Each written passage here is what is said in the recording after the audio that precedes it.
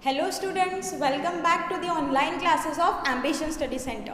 In the last class we have started with chapter number 9 Heredity and Evolution, and in that lecture we have understood the concept of heredity. हमने heredity का concept अच्छे से समझ लिया था वहाँ पे, और हम मेंडल का एक्सपेरिमेंट देख रहे थे. मेंडल जो साइंटिस्ट है ग्रेगर जोहान मेंडल, उन्होंने क्या किया था, उन्होंने कुछ एक्सपेरिमेंट्स परफॉर्म किए थे पी प्लांट पे, और कुछ इनहेरिटेंस के लॉज उन्होंने बताए थे. बेटा उन्होंने बताया था कैरेक्टर्स किस तरीके से इनहेरिट हो रहे हैं. तो इसमें से हम मोनोहाइब्रिड क्रॉस लास्ट लेक्चर में पढ़ चुके हैं, और मोनोहाइब्रिड क्रॉस के बेसिस पे मेंडल ने क्या लॉ बताया था. मेंडल ने बताया कि any character is governed bye a pair of factors. कोई भी कैरेक्टर अगर है तो उसके लिए अ पेयर ऑफ फैक्टर्स या फिर पेयर ऑफ जीन्स, उसको आज हम बोल सकते हैं. Mendel use the word factor for jeans.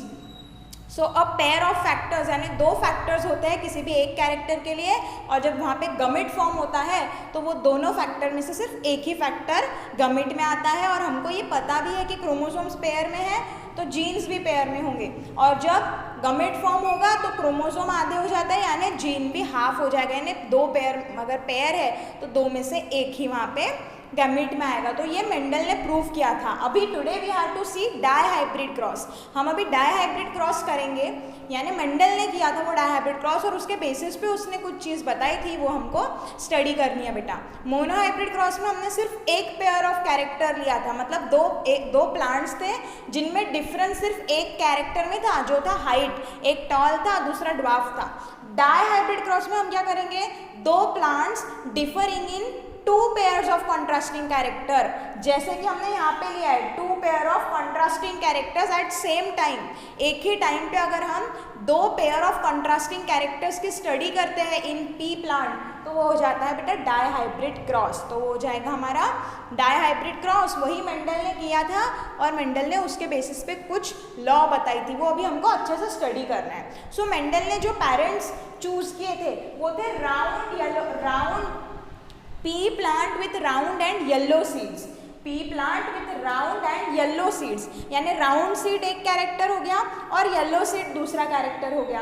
अब राउंड डोमिनेंट है कैरेक्टर, दूसरा था राउंड का अपोजिट व्रिंकल्ड सीड, ये रेसेसिव कैरेक्टर है. और येलो सीड का कलर अगर येलो होता है तो वो डोमिनेंट कैरेक्टर है, और उसके अपोजिट में ग्रीन सीड्स, ये है रेसेसिव कैरेक्टर. तो यहाँ पे दो पेयर ऑफ कॉन्ट्रास्टिंग कैरेक्टर्स की स्टडी हम कर रहे हैं एक साथ में, तो वो हो गया हमारा dihybrid cross. That will be our dihybrid cross. तो अभी हम ये क्रॉस समझते हैं बेटा, ठीक है. तो हमारे पेरेंट्स में कौन आ गया, पेरेंट्स में आ गया देखो राउंड येलो सीड्स. तो राउंड सीड्स एक कैरेक्टर हो गया, तो उस एक कैरेक्टर के लिए दो जीन्स एक पेयर, तो राउंड डोमिनेंट कैरेक्टर है. और हमको पता है पेरेंट्स के लिए हम प्योर प्लांट चूज करते हैं, यानी दोनों भी डोमिनेंट जीन होने चाहिए. तो राउंड के लिए कैपिटल आर, और येलो सीड्स भी डोमिनेंट कैरेक्टर है, और एक अलग कैरेक्टर राउंड सीड एक अलग कैरेक्टर हो गया, और येलो सीड्स एक अलग कैरेक्टर हो गया. मतलब राउंड सीड के लिए अ पेयर ऑफ फैक्टर्स, और अ पेयर ऑफ फैक्टर्स मतलब अ पेयर ऑफ जीन्स, और येलो सीड्स के लिए भी अ पेयर ऑफ जीन्स, क्योंकि हर कैरेक्टर के लिए जीन पेयर में होते हैं. ऐसा हमने देखा, कुछ डोमिनेंट हो सकते हैं, कुछ रेसेसिव हो सकते हैं, या दोनों भी डोमिनेंट या दोनों भी रेसेसिव हो सकते हैं ना. सो राउंड के लिए एक पेयर और येलो कलर के लिए एक पेयर है ना. तो इस तरीके से उसका जीनोटाइप हो जाएगा. फिनोटाइप है राउंड येलो सीड्स, उसका जीनोटाइप क्या हो जाएगा, capital R capital Y. I hope यहाँ तक कहीं भी किसी को दिक्कत नहीं होगी, क्योंकि कल ही हमने देखा हर एक कैरेक्टर के लिए पेयर ऑफ जीन्स होता है बेटा, पेयर ऑफ जीन्स. यानी राउंड कैरेक्टर के लिए पेयर एक जीन्स का, और येलो कैरेक्टर के लिए, येलो कलर के लिए एक पेयर जीन्स का, ठीक है. सो ऐसे अगर हम तीन कैरेक्टर एक साथ पढ़ेंगे तो हमको 3 पेयर ऑफ जीन्स की स्टडी करनी पड़ेगी. समझ में आ रहा है. अभी हम डायहाइब्रिड ही पढ़ने वाले हैं, टेंशन मत लो, 3 वाला अपने को पढ़ना भी नहीं है. और दूसरा व्रिंकल्ड सीड्स रेसेसिव कैरेक्टर है. Wrinkled seeds is a recessive character. तो व्रिंकल्ड के लिए हम क्या लिखेंगे, स्मॉल आर, और ग्रीन सीड्स भी रेसेसिव कैरेक्टर है तो स्मॉल वाई, जी या डब्ल्यू नहीं लिखते हैं, ठीक है. इसी का स्मॉल लिखते हैं, इसी का करस्पॉन्डिंग स्मॉल लिखते हैं. और ये ऑब्वियसली सारे ही रेसेसिव रहेंगे तो ही रेसेसिव कैरेक्टर एक्सप्रेस हो पाता है। अगर एक भी यहाँ पे कैपिटल आर आ गया तो वो डोमिनेंट कैरेक्टर ही रहेगा, वहाँ पे रेसेसिव एक्सप्रेस नहीं होगा। हमने देखा था रेसेसिव कैरेक्टर तभी एक्सप्रेस होता है जब बाजू वाला भी रेसेसिव ही हो, यानी पेयर में दोनों रेसेसिव है तो ही एक्सप्रेस होगा, क्योंकि अगर एक भी डोमिनेंट आ गया तो डोमिनेंट खुद को एक्सप्रेस करता है। ओके, सो ये हो गया फिनोटाइप पेरेंट्स का और ये हो गया जीनोटाइप। ठीक है, capital R capital Y, small R small Y. ठीक है, अब हम देखेंगे बेटा उसके गमेट्स। सबसे पहले वो क्या करेगा, पेरेंट्स गमेट्स फॉर्म करेंगे सबसे पहले, और हमको पता है gametes receive only one gene, एक जीन एक क्रोमोसोम, पेयर में से एक ही क्रोमोसोम आएगा, मतलब पेयर में से एक ही जीन आएगा। तो ये आर में से एक और वाई में से एक आएगा। समझ में आ रहा है? ऐसे दो बनेंगे बेटा, two genes will be form. यहाँ पे मतलब ये ऐसे दो गमेट्स बनेंगे, लेकिन ये दोनों गमेट्स सेम है ना, इसलिए हम एक ही लिख रहे हैं। ठीक है, दोनों गमेट सेम है इसलिए हम एक ही लिख रहे हैं, यानी इसका मतलब ऐसा नहीं है कि एक ही बनेगा। ये एक आर अलग गमेट में जाएगा, एक आर अलग गमेट में जाएगा, एक वाई अलग, एक वाई अलग। समझ में आ गया? तो गमेट कैसा बना, पेयर में से एक जीन, पेयर में से एक जीन। सेम इधर भी ये पेयर में से एक जीन आ गया उसके पास और ये पेयर में से एक जीन आ गया। गमेट्स के पास में हाफ ही होते हैं, हो गया इसका हाफ, हो गया इसका हाफ। अब ये गमेट्स बन गए। अब गमेट्स का फ्यूजन होगा ना, वहाँ पे सेक्सुअल रिप्रोडक्शन हो रहा है, गमेट्स का फ्यूजन होगा तो हमको क्या मिलती है, पेरेंट्स का क्रॉस अगर हमने किया तो हमको फर्स्ट फिलायल जनरेशन मिलती है, F1 जनरेशन। देखो मिल गई F1 generation, capital R small R, capital Y small Y. आगे F1 जनरेशन में कुछ इस तरीके के जीन्स प्रेजेंट रहेंगे, F1 जनरेशन में कुछ इस तरीके के जीन्स प्रेजेंट रहेंगे, capital R capital Y small Y, इस तरीके के जीन्स प्रेजेंट रहेंगे। अब इसका हमको फिनोटाइप बताना है। बताओ फिनोटाइप क्या हो जाएगा, एक कैपिटल आ गया मतलब एक डोमिनेंट आ गया तो डोमिनेंट कैरेक्टर ही एक्सप्रेस होगा, यानी सीड्स कैसी रहेंगी, कैपिटल आर आ गया मतलब सीड्स रहेंगी राउंड। और बाद में देखो कैपिटल वाई भी आ गया है, भले ही यहाँ पे रेसेसिव वाले जीन प्रेजेंट है लेकिन रेसेसिव एक्सप्रेस नहीं होता है, अगर डोमिनेंट अकेला भी है तो डोमिनेंट एक्सप्रेस होता है। तो ये कैसे है, राउंड एंड येलो, क्योंकि इनके पास एक एक डोमिनेंट जीन है। तो F1 जनरेशन में जितने प्लांट्स मिले, F1 जनरेशन में जितने प्लांट्स मिले सारे के सारे कैसे थे, राउंड एंड येलो थे। राउंड एंड येलो यानी फिनोटिपिकली पेरेंट जैसे थे, लेकिन जीनोटिपिकली देखो जीनोटाइप दोनों का अलग है। ये प्योर है, ये प्योर नहीं है, ये हाइब्रिड है, इसके पास दोनों के जीन्स है ना, उसको ही हम हाइब्रिड बोलते हैं। अब देखो अब क्या करते हैं हम क्रॉस करते हैं F1 जनरेशन का, तब हमको F2 जनरेशन मिलती है, यानी सेल्फ पॉलिनेशन कराएंगे। F1 के जितने भी प्लांट्स मिले हमको F1 जनरेशन के, उनका सेल्फ पॉलिनेशन कराएंगे तो वहाँ पे बेटा F2 जनरेशन तैयार होगी। तो अगेन इनका हम क्या कर रहे हैं, इनके बीच में क्रॉस कर रहे हैं, दोनों के बीच में क्रॉस कर रहे हैं। तो हमको सबसे पहले गमेट्स बनाना पड़ेगा। तो हम देखते हैं गमेट्स कैसे बनेंगे। देखो गमेट्स कैसे बनेंगे, ये रहा कैपिटल आर। अब कैपिटल आर के साथ हो सकता है कैपिटल वाई आए, ये एक पॉसिबिलिटी हो सकती है। दूसरी बार क्या होगा, हो सकता है इस कैपिटल आर के साथ में स्मॉल वाई आए। समझ रहा है ना, ये पेयर है राउंड कैरेक्टर के लिए, ये पेयर है येलो कलर के लिए, तो पेयर में से एक ही जीन आएगा गमेट में। तो ये कैपिटल आर वाला पहले हम देख रहे हैं, यहाँ से कैपिटल आर, इसके साथ में हो सकता है येलो के लिए कैपिटल भी आ जाए या येलो के लिए स्मॉल भी आ जाए। अब दूसरा क्या होगा, स्मॉल आर अगर आया, स्मॉल आर, तो हो सकता है उसके साथ येलो कलर के लिए कैपिटल वाई वाला भी जीन आ सकता है, या हो सकता है उसके साथ में स्मॉल आर और स्मॉल वाई, यानी ऐसे चार तरीके के गमेट्स यहाँ पे बन सकते हैं, है ना, चार तरीके के गमेट्स बन सकते हैं। एक बार कैपिटल आर के साथ कैपिटल वाई, कैपिटल आर के साथ स्मॉल वाई, फिर स्मॉल आर के साथ कैपिटल वाई या स्मॉल आर के साथ स्मॉल वाई, ऐसे ही गमेट्स बन सकते हैं। इसके अलावा और किसी भी तरीके के गमेट्स वहाँ बनने की कोई पॉसिबिलिटी है क्या, नो।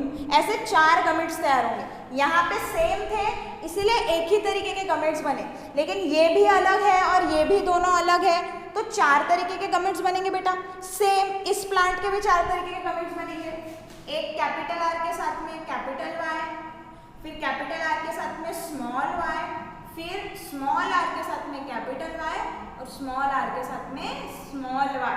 आपके टेक्स्ट बुक में ये क्रॉस करके नहीं बताया है, लेकिन अगर आपको मेंडल के लॉज अच्छे से समझने हैं, किस तरीके से कैरेक्टर्स का इनहेरिटेंस होता है, किस तरीके से कैरेक्टर्स ट्रांसफ़र होके आते हैं बेटा, तो हमको ये क्रॉस समझना बहुत ज़्यादा ज़रूरी है, क्योंकि जब आप ये क्रॉस समझोगे तो आपको खुद ब खुद चीज़ें क्लियर हो जाएंगी कि किस तरीके से कैरेक्टर्स इनहेरिट हो रहे हैं, ट्रांसफ़र हो रहे हैं। तो ये गमेट कैसे फॉर्म हुए समझ में आया। गमेट्स दोनों प्लांट के सेम ही गमेट्स बनेंगे, क्योंकि दोनों प्लांट्स का जीनोटाइप सेम है, ठीक है। तो ये गमेट्स बन गए। अब गमेट्स बनने के बाद हमको क्या करना है, गमेट्स फॉर्म होने के बाद में हमको क्या करना है, हमको F2 जनरेशन अभी मिलेंगी, हमको F2 जनरेशन मिलेंगी। F1 जनरेशन का सेल्फिंग करते हैं, F1 जनरेशन को आपस में क्रॉस कराएंगे तो हमको F2 जनरेशन मिलेंगी। लेकिन मोनो हाइब्रिड क्रॉस में हमने सिंपली एरोस से ही वो बना लिया था, क्योंकि दो तरीके के गमेट्स वहाँ पे बस बन रहे थे। लेकिन यहाँ पे इतने सारे तरीके के गमेट्स हैं तो बहुत सारे पॉसिबल कॉम्बिनेशन हो सकते हैं। तो हम क्या करते हैं बेटा, हमेशा चेकर बोर्ड इसको बोलते हैं या पनेट स्क्वायर बोलते हैं। इस तरीके से वो सारे कॉम्बिनेशंस हम निकाल लेंगे। तो हमने क्या किया, देखो एक मेल प्लांट होगा ऑब्वियसली और एक फीमेल प्लांट होगा, तो मेल के गमेट्स हमने एक तरफ लिख लिए और फीमेल के गमेट्स एक तरफ लिख लिए। यही गमेट्स फॉर्म हुए, देखो capital R capital Y, capital R small y, small r capital Y और स्मॉल r स्मॉल y। इस तरीके से इधर साइड भी लिखे हैं। यही गमेट्स हमारे तैयार हुए हैं, यही गमेट्स तैयार हुए हैं, मेल गमेट और फीमेल गमेट, ये हमने लिख लिया, ठीक है, ये हमने लिख लिया। अब हमको कॉम्बिनेशन देखना है, तो यहाँ पे हम किस तरीके से निकालेंगे कॉम्बिनेशन, देखो हमको बस देखना है बॉक्स में किसका इंटरसेक्शन हो रहा है। ये बॉक्स है तो ये बॉक्स में ये वाला और ये वाले दो आ रहे हैं, देखो इनका इंटरसेक्शन आ रहा है। तो अभी देखो कैसा होगा, कैपिटल R और ये भी कैपिटल R, कैपिटल Y और कैपिटल Y, ठीक है, कैपिटल Y कैपिटल Y। अब इधर साइड में देखो ये वाला बॉक्स अगर मैं बात कर रही हूँ तो यहाँ पे ये वाला और ये वाला आ जाएगा, यानी capital R capital Y small y, ठीक है।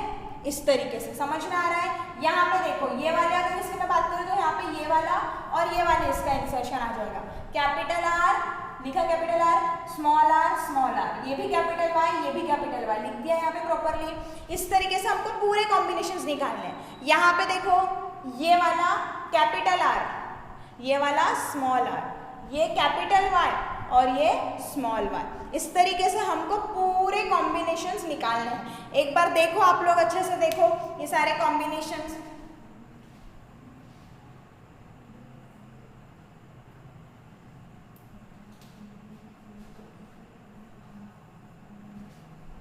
समझ में आ रहा है, समझ में आ रहा है। हम ऐसा पूरे कॉम्बिनेशंस निकाल लेंगे। यहाँ पे देखो, यहाँ पे इंसर्शन, ये वाले इंटरसेक्शन ये बॉक्स का और ये बॉक्स का हो रहा है ना, यहाँ से फीमेल का ये वाला गमेट और मेल का ये वाला गमेट का अगर कॉम्बिनेशन हुआ तो capital R capital Y small y, ठीक है। यहाँ पे कैपिटल R स्मॉल y, देखते चलो ध्यान से, capital R capital Y small y हो रहा है। पहले हम कैपिटल वाला लिख लेते हैं, अगर कैपिटल है तो capital R small y small y, ठीक है। इस तरीके से हम पूरे के पूरे जीनोटाइप यहाँ पे निकाल लेंगे, पूरे के पूरे। F2 जनरेशन में क्या क्या पॉसिबिलिटी हो सकती है, कैसे कैसे ऑफस्प्रिंग तैयार हो सकते हैं, वो हम ये चेकर बोर्ड की मदद से निकाल रहे हैं। क्यों? क्योंकि हमारे पास में इतने 4 अलग अलग तरीके के गमेट्स मिले हैं, तो कोई भी गमेट का फ्यूजन हो सकता है। ये गमेट ये चारों में से किसी के साथ भी फ्यूज हो सकता है ना, तो वो ही सारी पॉसिबिलिटीज हम देख रहे हैं। यहाँ पे देखो capital R small r capital Y, यहाँ पे capital R small r capital Y small y है।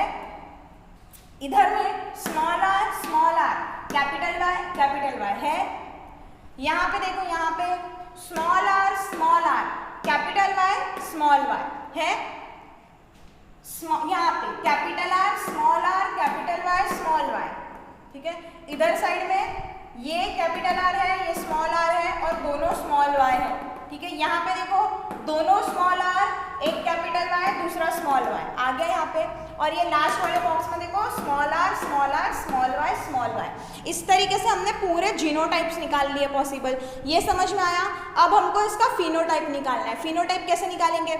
हमको पता था ना कि अगर एक भी कैपिटल T आ गया मतलब वो प्लांट टॉल होने वाला है, यानी क्यों, क्योंकि टॉलनेस ये डोमिनेंट कैरेक्टर है, अकेला भी आया तो एक्सप्रेस हो जाएगा। लेकिन अगर स्मॉल टी को एक्सप्रेस होना है यानी ड्वार्फ कैरेक्टर को एक्सप्रेस होना है तो दोनों स्मॉल टी चाहिए, तभी रेसेसिव कैरेक्टर एक्सप्रेस हो जाएगा। ये हम लास्ट क्लास में समझ चुके हैं। तो अभी इसी के बेसिस पे हम ये भी पता लगा सकते हैं कि कौन सा किसका फिनोटाइप कैसा होने वाला है। आप देखो ये कैसा होगा, यहाँ पे दोनों डोमिनेंट है, कैपिटल आर, मतलब ऑब्वियसली ये तो राउंड ही होने वाला है। और दोनों y कैपिटल है यानी ये भी डोमिनेंट कैरेक्टर, यानी कैसा कलर होने वाला है, येलो कलर होने वाला है, येलो कलर होने वाला है। ठीक है, राउंड येलो सीड्स ये प्लांट की होंगी। अब यहाँ पे देखो, यहाँ पे भी दोनों आ रहे तो कैपिटल आर, दोनों कैपिटल आ रहे तो राउंड। अब यहाँ पे एक कैपिटल Y है और एक स्मॉल y है, यानी एक भी कैपिटल आ गया मतलब एक भी डोमिनेंट आ गया। डोमिनेंट को हम कैपिटल से लिख रहे हैं, एक भी कैपिटल एक भी डोमिनेंट आ गया मतलब फिनोटाइप वो दिखने कैसे वाला है, डोमिनेंट कैरेक्टर ही वहाँ पे दिखने वाला है। तो एक कैपिटल Y यानी डोमिनेंट कैरेक्टर यानी येलो, तो ये कैसा है, राउंड और येलो। सेम यहाँ पे देखो, जहाँ पे भी एक कैपिटल दिख गया मतलब समझ जाना कि डोमिनेंट वो होने वाला है। एक कैपिटल आ रहा है तो राउंड, और दोनों भी कैपिटल है तो येलो। यहाँ पे भी एक कैपिटल आ गया तो राउंड येलो। यहाँ पे अगेन दोनों कैपिटल तो राउंड, एक कैपिटल है तो येलो। यहाँ पे दोनों डोमिनेंट है, दोनों कैपिटल है तो राउंड। अब y देखो, यहाँ पे दोनों y कैसे है ना, स्मॉल y, दोनों y कैसे है, स्मॉल। एक भी कैपिटल y है क्या, नहीं, तो डोमिनेंट कैरेक्टर दिखाया गया, दोनों y मतलब स्मॉल, दोनों y स्मॉल मतलब क्या कलर हो गया बताओ, ग्रीन। ग्रीन के लिए हमने स्मॉल y लिखे थे, दोनों स्मॉल y। क्यों, क्योंकि ग्रीन कैसा है, रेसेसिव है।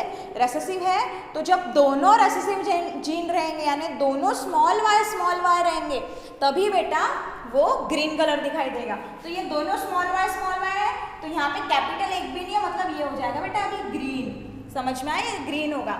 यहाँ पे राउंड येलो, राउंड एक कैपिटल आ गया ना तो राउंड तो है ही, लेकिन कैपिटल y आया क्या, नहीं, तो कैसा हो गया, ग्रीन। यहाँ पे देखो राउंड येलो।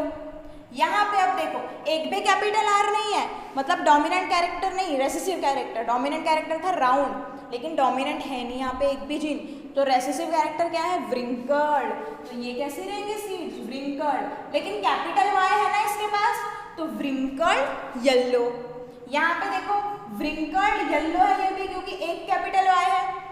ये देखो राउंड येलो, ये राउंड तो है लेकिन कैपिटल y नहीं है तो राउंड के साथ में ग्रीन। ये देखो यहाँ पे एक भी कैपिटल R नहीं है मतलब व्रिंकल्ड, लेकिन एक कैपिटल Y है तो येलो। और यहाँ पे देखो एक भी कैपिटल R नहीं है मतलब व्रिंकल्ड, और एक भी कैपिटल Y नहीं है मतलब ग्रीन। रेसेसिव रहेंगी पूरी तरीके से, दोनों कैरेक्टर के लिए रेसेसिव रहेंगी। तो इस तरीके से हमने F2 जनरेशन निकाल ली, F2 जनरेशन। अब F2 जनरेशन के बाद में हम क्या करते हैं, हम रेशो निकालते हैं बेटा। तो यहाँ पे हम निकालेंगे सबसे पहले रेशो। तो देखो राउंड येलो कितनी है वो गिनेंगे हम। राउंड येलो 4 तरीके के सीड्स हमको प्लांट यहाँ पे हमको मिले या सीड्स मिली। एक थी राउंड येलो, दूसरा देखो राउंड ग्रीन वाली, फिर हमको मिली राउंड येलो वाली, और हमको एक मिली है व्रिंकल्ड ग्रीन वाली। राउंड येलो वाली तो पहले ही हमने यहाँ पे देख ली ना, राउंड येलो वाला हमने काउंट कर लिया है। एक मिली है राउंड येलो, एक मिली है राउंड ग्रीन, एक मिली है व्रिंकल्ड येलो तरीके की सीड, और एक मिली है व्रिंकल्ड ग्रीन। ठीक है, round yellow, round green, wrinkled yellow, wrinkled green, ऐसे 4 तरीके की हमको सीड्स वहाँ पे मिली है। तो अभी हमको देखना है कितनी मिली है। राउंड येलो वाली गिनो पहले, देखो 1 2 3 4 5, फिर देखो 5, हाँ ये 5, फिर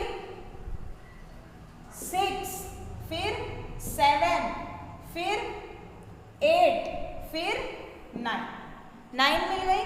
देखो 1 2 3 4 5 6 7 8 9 है राउंड येलो। राउंड येलो कितनी है, 9। अब देखो राउंड ग्रीन कितनी है, राउंड ग्रीन,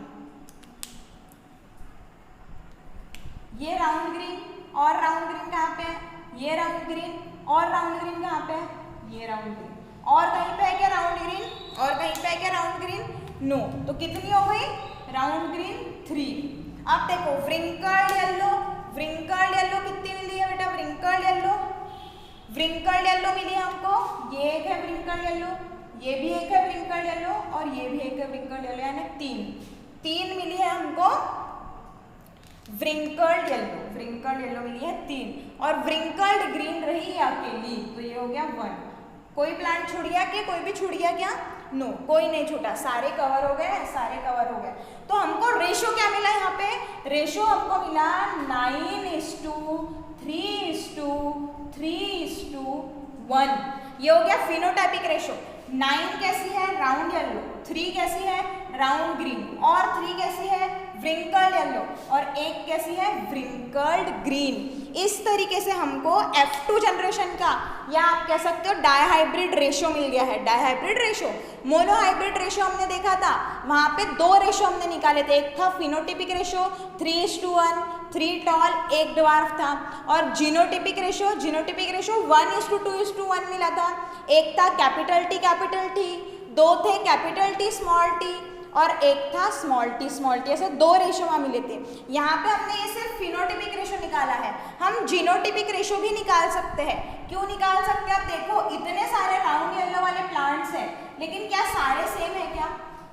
ये भी राउंड येलो और ये भी राउंड येलो है, लेकिन देखो जेनेटिकली डिफरेंट है। यहाँ पे एक स्मॉल y है, यहाँ पे दोनों, ये भी अलग है, ये भी, मतलब आपस में सब अलग अलग है।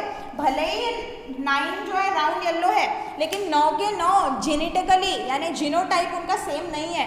तो यहाँ पे हम जीनोटिपिक रेशो भी निकाल सकते हो, लेकिन वो बहुत बड़ा चले जाएगा, तो वो हमको अभी देखना नहीं है। हमको यहाँ पे सिर्फ फिनोटाइपिक रेशो तक निकालना है। तो हमको इस तरीके से प्लांट्स मिले 9:3:1 रेशो में हमको ये प्लांट्स मिले हैं।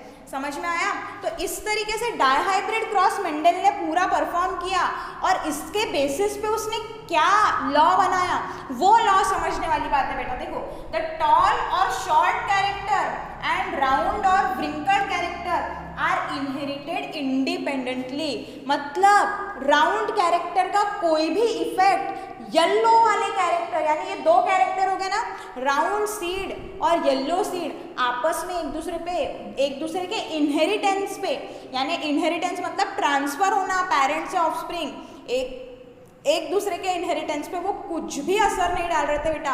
बिल्कुल वो असर एक दूसरे के इनहेरिटेंस पे नहीं डाल रहे थे। ये उसने कंक्लूजन निकाला। यानी ये दोनों कैरेक्टर, ये एक कैरेक्टर हो गया हाइट, टॉल या शॉर्ट है, या राउंड या व्रिंकल्ड है। टॉल या शॉर्ट की जगह पे आप क्या लिख सकते हो? राउंड एंड ग्रीन, ऐसा भी लिख सकते हो, ठीक है। एक दूसरा कैरेक्टर, ये एक कैरेक्टर हो गया ना टॉल और शॉर्ट। हमने एग्जाम्पल किसका लिया है?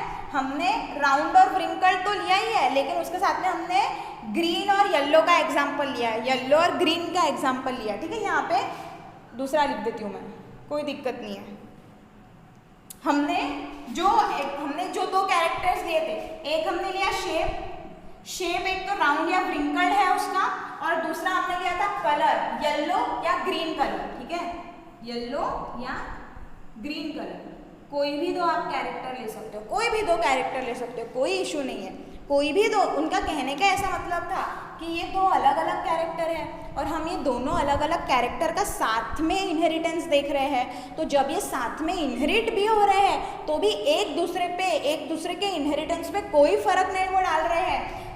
जो ट्रांसमिट जो हो रहे हैं ना, वो इंडिपेंडेंटली ट्रांसमिट हो रहे हैं। उसका मतलब क्या है बेटा? देखो,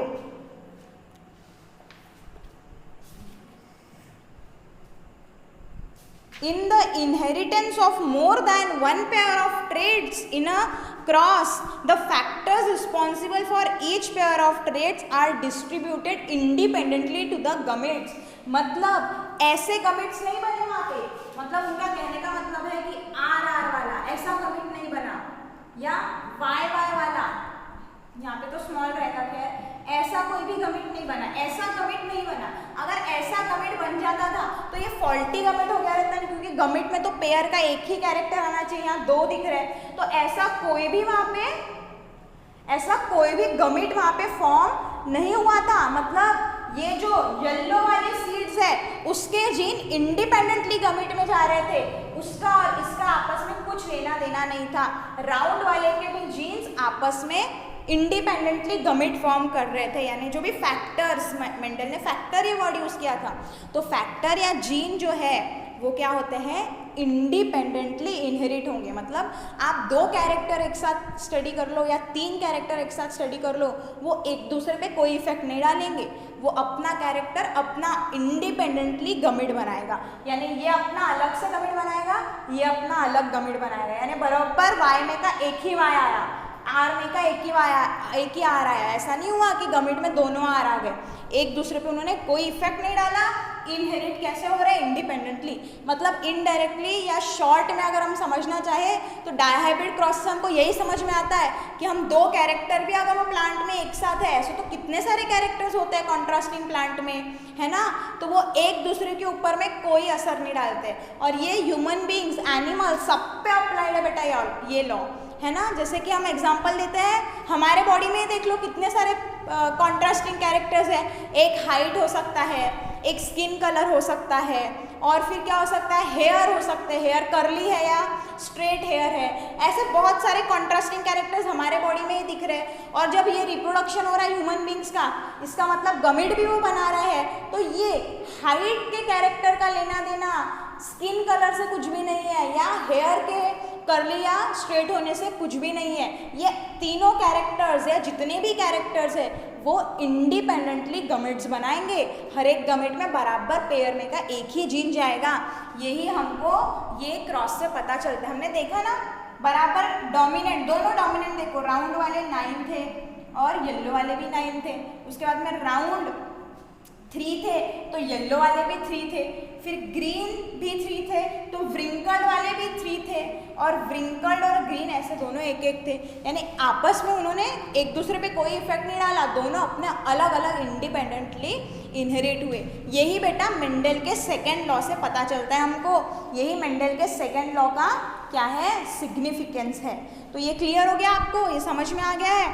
यहाँ पे आपको एक और इसका भी एग्जाम्पल दिया है, फ्लावर के कलर का, फ्लावर के कलर का भी एग्जाम्पल आपको दिया है उन्होंने, लेकिन वो मोनोहाइब्रिड का एग्जाम्पल है, तो उसमें भी जो कलर्ड फ्लावर होते हैं ना, कलर वाले, वायलेट कलर वो डोमिनेंट होता है और वाइट रेसेसिव होता है।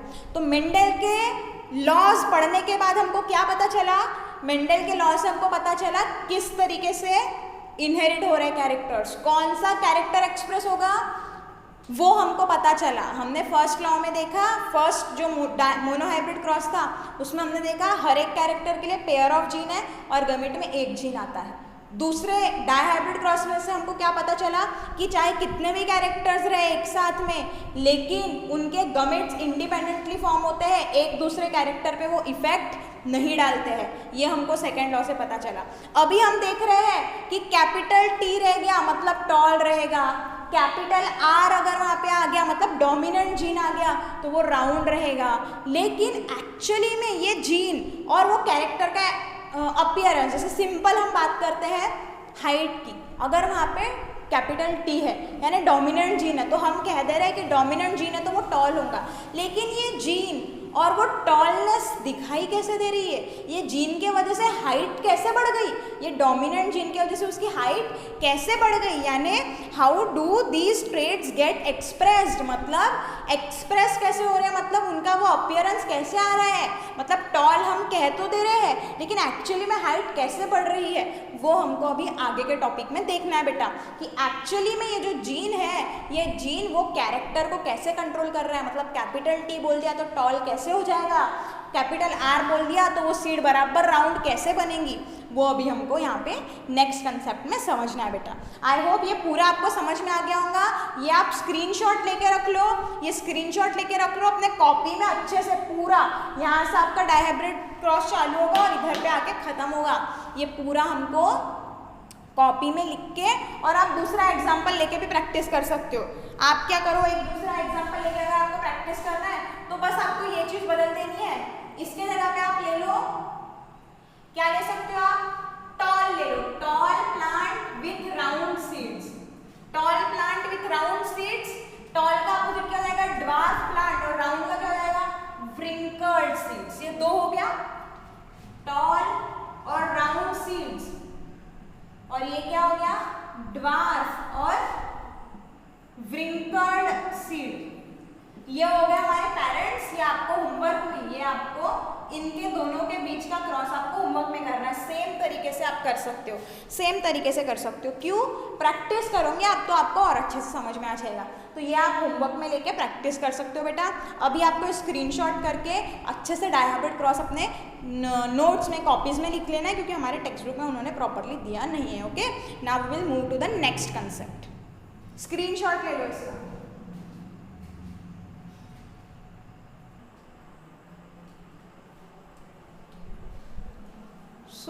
अभी हमने मेंडल के एक्सपेरिमेंट से ये समझ लिया है कि कैरेक्टर्स इनहेरिट कैसे हो रहे हैं, कैसे कोई भी कैरेक्टर इनहेरिट हो रहा है, ट्रांसफ़र हो रहा है पेरेंट्स से ऑफस्प्रिंग में। अभी वहाँ पे हमने ऐसे बोला कि जीन कंट्रोल कर रहा है एक्सप्रेशंस को, है ना।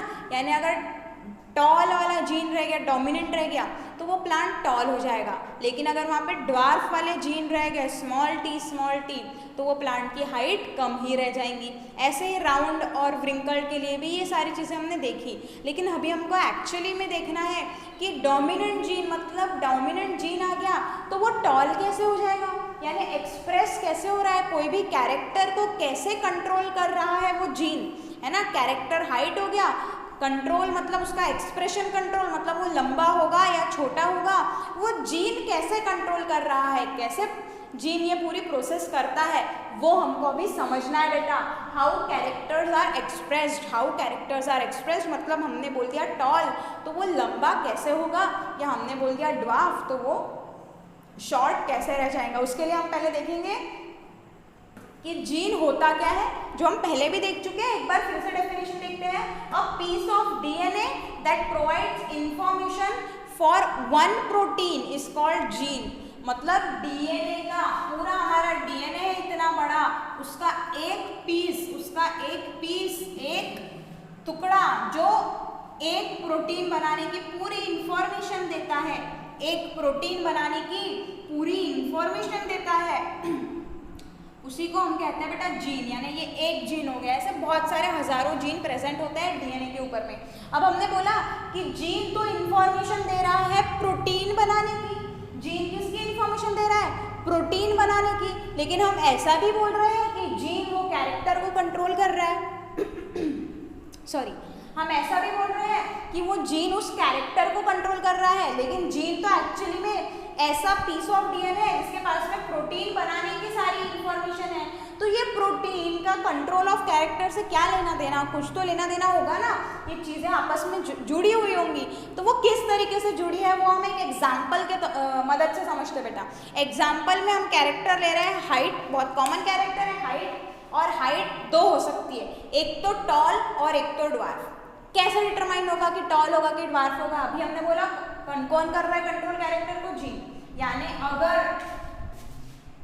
डोमिनेंट जीन रह गया तो टॉल, और अगर शॉर्ट है ड्वार्फ है तो स्मॉल टी रह गया तो ड्वार्फ। लेकिन कैसे ये जीन एक्चुअली में कंट्रोल कर रहा है वो अभी हमको देखना है बेटा। तो समझो, हमको पता है हाइट के लिए प्लांट के पास में होता है ग्रोथ हार्मोन। और नॉट इवन प्लांट, एनिमल की अगर हम बात करते हैं, एनिमल की भी अगर हम बात करते हैं तो अगर हाइट डिटरमाइन करना तो ग्रोथ हार्मोन होता है बेटा। याद करना थोड़ा सा, पिट्यूटरी ग्लैंड ग्रोथ हार्मोन को रिलीज करती है। शायद हमने 9th में देखा है या फिर कंट्रोल एंड कोऑर्डिनेशन वाले चैप्टर में हमने देखा होगा कि पिट्यूटरी ग्लैंड ग्रोथ हार्मोन को रिलीज करती है, और वो ग्रोथ हार्मोन जो है वो हाइट के लिए रिस्पॉन्सिबल होता है। यानी हाइट डिपेंड कर रही है ग्रोथ हार्मोन पे।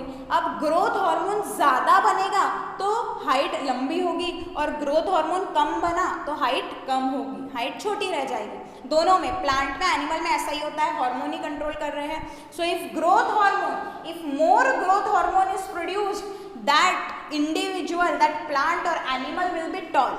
अब दैट इंडिविजुअल, दैट प्लांट अभी हम ले लेते हैं, वो प्लांट कैसा हो जाएगा? टॉल। क्यों? क्योंकि ग्रोथ हार्मोन ज़्यादा बना। अब कितना ग्रोथ हार्मोन बन रहा है, कैसे ज़्यादा ग्रोथ हार्मोन बन रहा है, वो किस पे डिपेंड करेगा? Amount of growth hormone depends upon efficiency of process making it. कोई एक प्रोसेस होगी, प्रोसेस मतलब ही एक तरीके का रिएक्शन होगा जिससे ग्रोथ हार्मोन बन रहा है। ग्रोथ हार्मोन बन रहा है मतलब एक प्रोसेस हो रही है, तभी एक ग्रोथ हार्मोन बन रहा है। कोई जैसे हम खाना खा रहे हैं, डाइजेशन हो रहा है, तभी छोटे छोटे ग्लूकोज और अमाइनो एसिड में वो ब्रेक हो रहा है ना, वैसे ही अगर प्लांट के बॉडी में ग्रोथ हार्मोन बन रहा है तो एक कोई प्रोसेस होगी। अब वो प्रोसेस एफिशिएंसी ऑफ प्रोसेस, यानी अगर प्रोसेस अच्छी है, एफिशिएंट मतलब बहुत अच्छे से अपना पूरा काम कर रही है तो हम उसको बोलते हैं एफिशिएंट। तो अगर वो प्रोसेस एफिशिएंटली काम कर रही है यानी प्रोसेस बहुत अच्छे से काम कर रही है तो अच्छा अमाउंट में ग्रोथ हार्मोन वहाँ पे बनेगा। लेकिन अगर वो प्रोसेस अच्छे से काम नहीं कर रही है तो ग्रोथ हार्मोन वहाँ पे कम बनेगा बेटा। अब वो प्रोसेस को करवाने के लिए enzymes are important for this process. हमने एंजाइम पहले ही देख लिया था कि एंजाइम का क्या इंपॉर्टेंस है बेटा, एंजाइम का क्या इंपॉर्टेंस होता है पहले ही हम देख चुके हैं। एंजाइम्स बायो कैटालिस्ट, हम एंजाइम्स को बायोलॉजिकल कैटालिस्ट बोलते हैं। बॉडी में अगर ह्यूमन के बॉडी में कोई भी रिएक्शन अगर होनी है तो उसके लिए एंजाइम ज़रूरी होती है।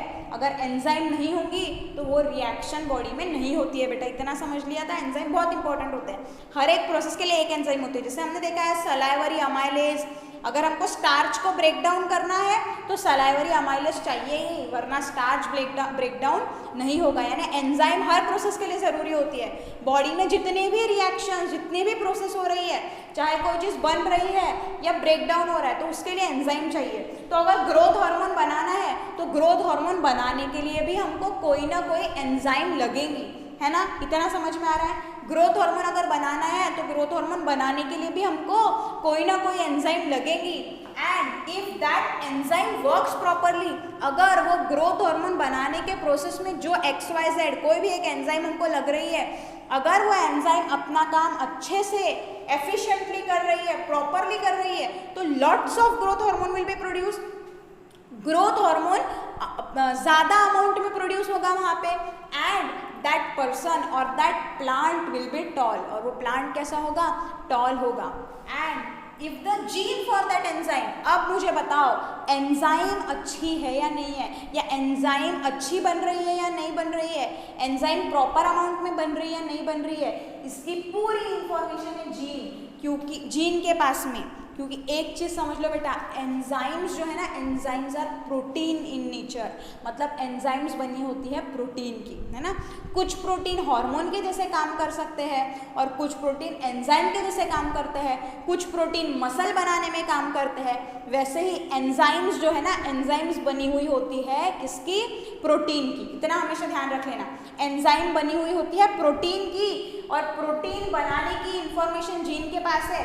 मतलब मैं यहाँ लिख सकती हूँ कि जीन प्रोटीन बना रहा है, प्रोटीन बना रहा है जीन, और वो प्रोटीन एंजाइम के जैसे भी काम कर सकता है, प्रोटीन एंजाइम के जैसे भी काम कर सकता है। एंजाइम प्रॉपर काम करेगी तो ग्रोथ हार्मोन बनेगा, और एंजाइम प्रॉपर है कि नहीं है इसकी बनाने की इंफॉर्मेशन सारी की सारी इस जीन के पास में है बेटा।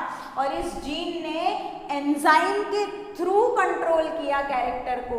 अब समझ में आ रहा है, इफ जीन ने इंस्ट्रक्शन दिया है कि ज़्यादा ग्रोथ हार्मोन बनाओ तो टॉल, मतलब जीन ने क्या इंस्ट्रक्शन दिया है कि एंजाइम प्रॉपर बनने वाली है, यानी जो प्रोटीन है वो प्रॉपर बनने वाला है तो हाइट टॉल होंगी।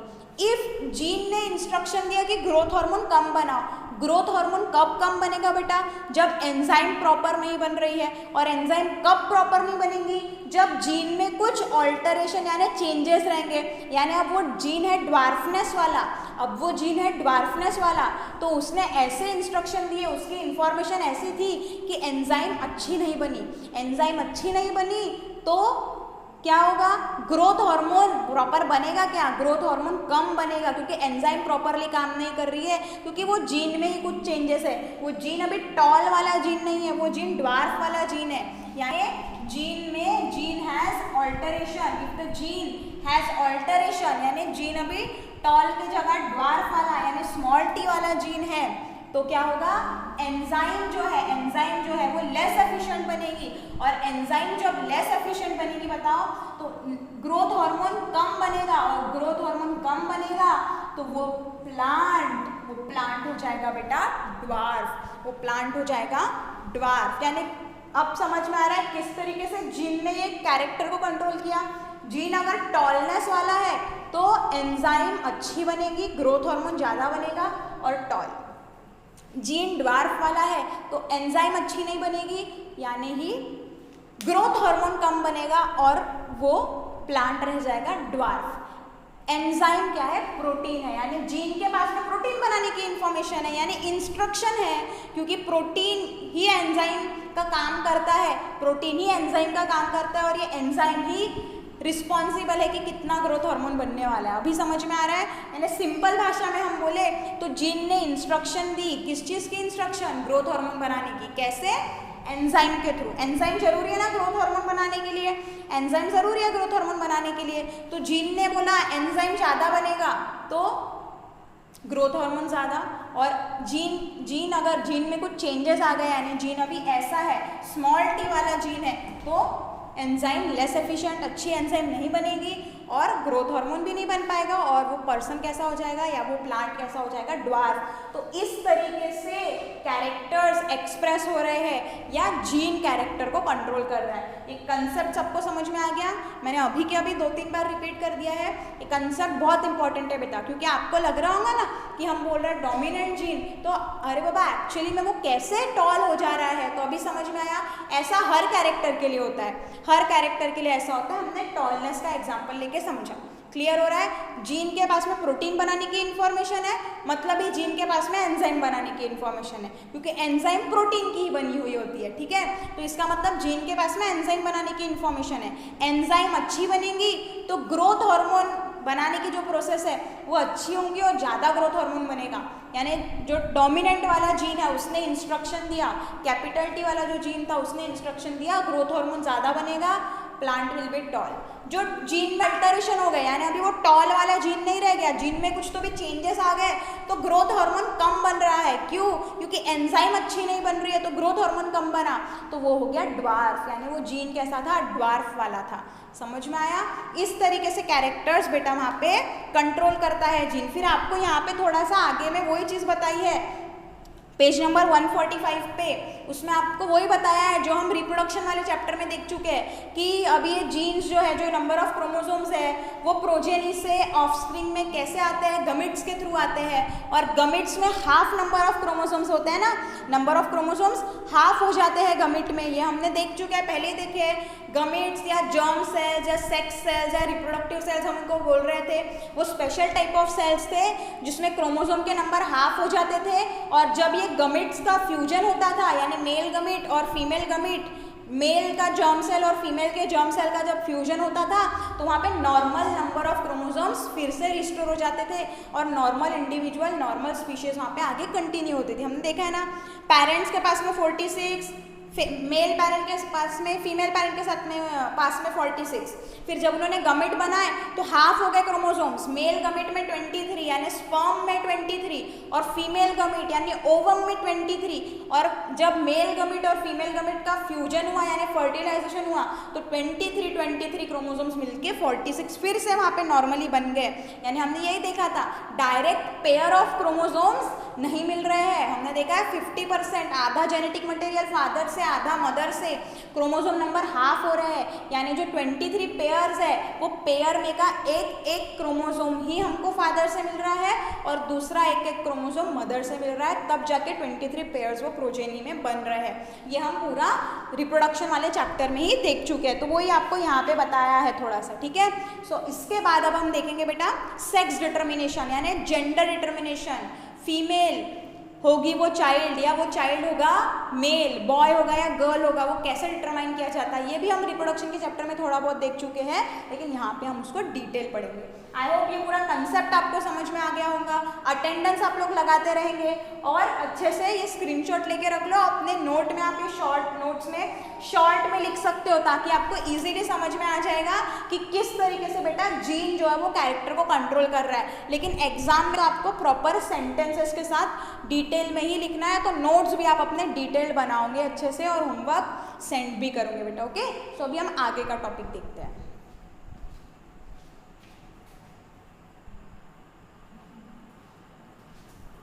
Now we will study how the sex are determined in human beings and as well as in other animals. Okay, अभी हमको देखना है जेंडर, सेक्स कैसे डिटरमाइन होता है, यानी अगर वो ह्यूमन बीइंग का कोई चाइल्ड है तो वो मेल होगा या वो फीमेल होगी, ये कैसे डिटरमाइन होता है। तो बेटा ह्यूमन बीइंग्स में ये कंट्रोल होता है क्रोमोसोम्स के द्वारा। ह्यूमन बीइंग्स में जो जेंडर है, यानी वो चाइल्ड फीमेल होगी या वो चाइल्ड एक बॉय होगा, ये कौन डिटरमाइन करता है, ये डिपेंड करता है क्रोमोसोम्स पे। अब देखो ह्यूमन में 23 पेयर ऑफ क्रोमोसोम्स होते हैं, 23 पेयर्स ऑफ क्रोमोसोम होते हैं, जिसमें से जो 22 पेयर्स होते हैं वो ऑटोसोम्स होते हैं, यानी वो बॉडी के बाकी के कैरेक्टर्स को डिटरमाइन करेंगे, यानी जैसे कि tall, height, skin colour, hair का कलर, आईज का कलर, ये सारे कैरेक्टर्स ये 22 पेयर्स पे डिपेंड करते हैं। और एक पेयर जो होता है, मतलब जो 23वां पेयर होगा, 23rd पेयर, मतलब क्रोमोसोम नंबर 45 और क्रोमोसोम नंबर 46 जो होता है ह्यूमन बीइंग्स में, उनको कहा जाता है बेटा, उनको कहा जाता है सेक्स क्रोमोसोम्स। उसको कहते हैं सेक्स क्रोमोसोम्स। क्यों इसको सेक्स क्रोमोसोम्स कहते हैं? Because they determine the sex. वो क्रोमोसोम ही सेक्स डिटरमाइन करते हैं, यानी वो होगा बॉय या वो होगा गर्ल, वो डिपेंड करता है इस 23वीं पेयर पे, 23rd पेयर पे। ओके, मेल में अगर हम बात करते हैं ह्यूमन बीइंग में जो मेल्स होते हैं उनमें सेक्स क्रोमोसोम यानी जो 23rd पेयर होता है वो होता है एक एक्स क्रोमोसोम और दूसरा होता है वाई क्रोमोसोम। एक होता है एक्स क्रोमोसोम और दूसरा होता है वाई क्रोमोसोम, यानी मिसमैच्ड होता है, मिसमैच्ड होता है। ओके, इसमें से वाई क्रोमोसोम जो होता है ना वो शॉर्टर होता है। वाई क्रोमोसोम कैसा होता है? शॉर्ट होता है। एक्स क्रोमोसोम से वाई क्रोमोसोम शॉर्ट होता है, यानी सेम पेयर है, नहीं है, मिसमैच्ड है। और अगर हम फीमेल की बात करते हैं, ह्यूमन बीइंग्स में फीमेल की बात करते हैं, तो फीमेल में जो सेक्स क्रोमोसोम है, हमको सेक्स डिटर्मिनेशन में सिर्फ 23rd पेयर यानी सेक्स क्रोमोसोम से ही लेना देना है। तो उसके पास में जो 23rd पेयर है वो दोनों एक्स एक्स है, यानी 45 नंबर का क्रोमोसोम भी एक्स और 46 नंबर का क्रोमोसोम भी एक्स, यानी सेम होते हैं, दोनों सेम होते हैं। लेकिन मेल में एक एक्स होगा एक वाई होगा, यानी सेक्स क्रोमोसोम्स का जो पेयर है वो मिसमैच होता है। एक एक्स होगा एक वाई होगा, Y shorter than X, Y is shorter than X. Okay, तो अब क्या होगा, ये पेरेंट्स, मेल के पास में तो एक्स वाई है, फीमेल के पास में एक्स एक्स है। मेल के पास में एक्स वाई है, अच्छे से दिमाग में बैठा लो, फीमेल के पास में एक्स एक्स है। लेकिन अब रिप्रोडक्शन के टाइम पे गमिट फॉर्म होंगे बेटा सबसे पहले, और गमिट में क्रोमोसोम का नंबर हाफ हो जाता है, यानी ये 22 पेयर्स में से हर पेयर में से एक एक आएगा। तो ये जो 23rd पेयर है उसमें से भी तो गमिट में एक ही आएगा बेटा। अब मेल के पास में ये हो गई 23rd पेयर, यानी एक्स एक और दूसरा वाई। तो ये जब गमिट्स बनाएगा तो ये गमिट्स में क्रोमोसोम नंबर हाफ हो जाएंगे, यानी 23rd पेयर में से भी गमिट में सिर्फ एक ही क्रोमोसोम आएगा। तो ऐसे ये दो तरीके के गमिट्स बना सकता है। एक गमिट वो बनाएगा जिसमें ये एक्स क्रोमोसोम हो और दूसरा गमिट बनाएगा जिसमें वाई क्रोमोसोम हो। समझ में आ रहा है? एक गमिट वो बनाएगा क्योंकि क्रोमोसोम नंबर हाफ हो जाएंगे। गमिट में पेयर में का एक ही क्रोमोसोम होता है, हमको पता है। पेयर में एक्स वाई है, पेयर कौन सी है? मेल के पास में एक्स वाई है, लेकिन गमिट में सिर्फ एक ही आएगा। तो हो सकता है एक में एक्स क्रोमोसोम आए और दूसरे में वाई क्रोमोसोम आए। मेल के गमिट को क्या बोलते हैं बेटा? हम एनिमल्स में स्पर्म बोलते हैं। तो एक स्पर्म ऐसा रहेगा जिसमें एक्स क्रोमोसोम है और दूसरा स्पर्म कैसा रहेगा? जिसमें वाई क्रोमोसोम है। अब ये फीमेल भी गमिट बनाएंगी। अब फीमेल के पास में दोनों एक्स एक्स है, तो ये भी दो तरीके के गमिट्स बनाती है बेटा, मतलब दो ही गमिट्स बनाएंगी, दोनों भी एक्स एक्स रहेंगे, लेकिन एक एक्स आ जाएगा एक गमिट में और दूसरा एक्स आ जाएगा दूसरे गमिट में। ये दोनों सेम होते हैं इसलिए हमने एक ही लिखा, ठीक है। तो फीमेल एक ही तरीके का गमिट बनाती है, यानी फीमेल के गमिट को हम क्या बोलते हैं? Ovum. So ovum will be of same type, यानी सारे ओवम के पास में सिर्फ एक्स क्रोमोसोम रहेगा। लेकिन मेल के जो स्पर्म्स है, मेल गैमेट है, मेल स्पर्म्स है, they will be of two type, one with X chromosome and the other type will be with Y chromosome. अब जब इनका फर्टिलाइजेशन होगा, रिप्रोडक्शन के टाइम पे गमिट्स का यूनियन होता है, फर्टिलाइजेशन होता है। तो देखो, इफ एक्स वाला स्पर्म ने फर्टिलाइज किया ओवम को, एक्स वाले स्पर्म ने फर्टिलाइज किया ओवम को, तो ओवम के पास तो एक्स ही है, यानी ये वाला एक्स और ये वाला एक्स, दो एक्स हो जाएंगे। तो वो चाइल्ड के पास में दो एक्स हो गए। So that child will B बताओ एक्स एक्स, दोनों एक्स एक्स क्या होगा? Female. That child will B female, मतलब ये होगी बेटा girl, this will be a girl. अब वाई क्रोमोसोम कंटेनिंग स्पर्म, ऐसा स्पर्म जिसमें वाई क्रोमोसोम है, उसने फर्टिलाइज किया, एग को, तो देखो एक्स तो एग से एक्स ही मिल रहा है, और दूसरा वाई, उसको स्पर्म से क्या मिला, वाई, यानी that child will be a male, मतलब ये चाइल्ड क्या होगा, बॉय, ये चाइल्ड क्या होगा, बॉय। तो इस तरीके से अगर बॉय हो या गर्ल हो, फीमेल से तो उसको एक्स क्रोमोसोम ही मिल रहा है, ये एक्स क्रोमोसोम उसको फीमेल से ही मिला, एक एक्स क्रोमोसोम उसको फीमेल से ही मिला। अब डिपेंड किस पे करता है बेटा, डिपेंड करता है स्पर्म पे। अगर एक्स वाला स्पर्म फर्टिलाइज करेगा तो क्या होगा, गर्ल, और अगर वाई वाला स्पर्म फर्टिलाइज करेगा तो क्या होगा, बॉय। यानी एक्चुअली में वो जो चाइल्ड है उसका सेक्स डिटरमाइन कौन कर रहा है, फादर वहाँ पे रिस्पॉन्सिबल होता है, क्योंकि फादर से जो स्पर्म मिल रहा है, that sperm, if that sperm is containing x, तो वो गर्ल होगी, और वो स्पर्म अगर वाई है तो वो बॉय होगा, क्योंकि फीमेल से तो उसको एक्स ही मिल रहा है, चाहे गर्ल हो या बॉय हो। तो फीमेल वहाँ पे डिटरमाइन कर रही है कि sex, no, the sex is determined by sperms, and actually में फादर डिटरमाइंस, फादर ज़्यादा रिस्पॉन्सिबल होता है कि वो बॉय होगा या गर्ल होगी। अभी समझ में आ गया ये सारी चीज़। तो ह्यूमन बींग्स में जो सेक्स है वो जेनेटिकली डिटरमाइन होता है, यानी जीन्स यानी क्रोमोसोम के थ्रू डिटरमाइन हो रहा है। समझ में आ गया, ये सिंपल हमने मोनोहाइब्रिड क्रॉस जैसा यहाँ पे कर लिया है, तो ये हमको यहाँ पे पता चल गया। दोनों एक्स अगर है तो गर्ल, एक्स वाई है तो बॉय। वाई कहाँ से मिलेगा, स्पर्म से, ठीक है, इतना समझ में आया। फीमेल का गमीट एक ही तरीके का होता है, मेल दो तरीके के स्पर्म्स बनाएगा, एक एक्स के साथ एक वाई के साथ। एक्स वाले ने फर्टिलाइज किया तो गर्ल, वाई वाले ने फर्टिलाइज किया तो बॉय। तो इस तरीके से ह्यूमन में सेक्स डिटर्मिनेशन होता है, ज़्यादा टफ नहीं है, सिंपल है।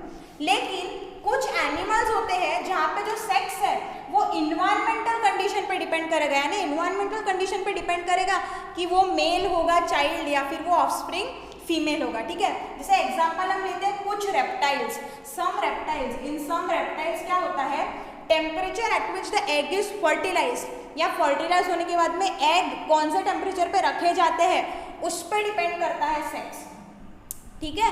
वो हमको डिटेल में नहीं पढ़ना है कैसे क्या हो रहा है, बस हमको देख लेना है। हमको एग्जाम्पल दिया है तो हमको वो ध्यान में रखना है कि रेप्टाइल्स में क्या होता है, आफ्टर फर्टिलाइजेशन या फर्टिलाइजेशन के टाइम पे जो एग सेल है, जो फीमेल गमीट है, जो ओवम है, उसका टेम्परेचर क्या है, उसको कौन से टेम्परेचर पे फर्टिलाइज किया है उस पर डिपेंड करेगा सेक्स, ठीक है। उस पर डिपेंड करेगा कि वो मेल होगी या फीमेल होगी। फिर कुछ ऐसे भी एनिमल्स होते हैं जैसे कि snails, they can change sex, मतलब male can be converted into female, यानी वो सेक्स अपना चेंज कर सकते हैं। तो यहाँ से हमको क्या पता चल रहा है कि ऐसे एनिमल्स में sex is not determined genetically, मतलब जीन्स कंट्रोल नहीं कर रहे, क्योंकि अगर जीन कंट्रोल करते तो टेम्परेचर पे थोड़ी ना डिपेंड करता। अगर जीन कंट्रोल करते तो ये बॉय गर्ल में चेंज हो सकता है क्या, नो, क्यों नहीं हो सकता है, क्योंकि क्रोमोसोम पे डिपेंड है। अगर क्रोमोसोम दोनों एक्स होंगे तो गर्ल होगा, लेकिन यहाँ पे चेंज वो कर सक रहे हैं। इसका मतलब इनमें जो सेक्स है, जो जेंडर है, वो जीन्स डिटरमाइन नहीं करते। जीन्स मतलब ही क्या, क्रोमोसोम्स डिटरमाइन नहीं करते। लेकिन ह्यूमन बींग्स की अगर हम बात करें तो gender, sex is determined by the chromosomes, वो भी 23rd पेयर। इफ फादर से वाई क्रोमोसोम आया तो बॉय, फादर से एक्स क्रोमोसोम वाला स्पर्म आया तो गर्ल, क्योंकि मदर से तो सिर्फ एक्स क्रोमोसोम वाला ही ओवम मिल रहा है, okay. So in this way sex determination takes place. I hope ये पूरा टॉपिक आज का आपको समझ में आया होगा बेटा। अच्छे से ऐसे नोट्स बना लेंगे, जब भी सेक्स डिटरमिनेशन का आपको क्वेश्चन वगैरह आता है तो आपको ऐसा पूरा क्रॉस करके बताना है बेटा, ये चीज़ पूरी आपको बतानी है। अच्छे से नोट्स में सिंपल तरीके से हम लिख लेंगे और प्रैक्टिस कर लेंगे। पूरे नोट्स बनाओ, फोटोज खींचो और सेंड करो, ओके। आई होप आपको आज का पूरा समझ में आया होगा। आज का लेक्चर हम यहीं खत्म करेंगे। आगे के टॉपिक्स, अभी हमारा यहाँ पे हेरिडिटी वाला पार्ट पूरा कंप्लीट हो गया बेटा। हेरिडिटी एंड इवोल्यूशन में हेरिडिटी वाला पार्ट हमने पूरा देख लिया है, किस तरीके से कैरेक्टर्स इनहेरिट हो रहे हैं, एक्सप्रेस कैसे हो रहा है, सेक्स कैसे डिटरमाइन हो रहा है, ये सारी चीज़ें। अभी हम पढ़ेंगे evolution in our next classes, okay. How does the evolution takes place. I hope पूरा समझ में आया होगा। आज का क्लास हम यहीं पे ख़त्म करेंगे बेटा। Thank you.